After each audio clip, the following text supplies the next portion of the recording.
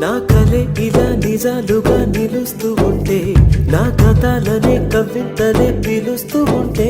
ఈ వరాలుగా ఉల్లాసమే కురుస్తూ ఉంటే,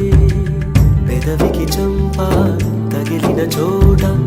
పరవశమేదో తోడవుతుంటే, పగలే అయినా గగనంలోన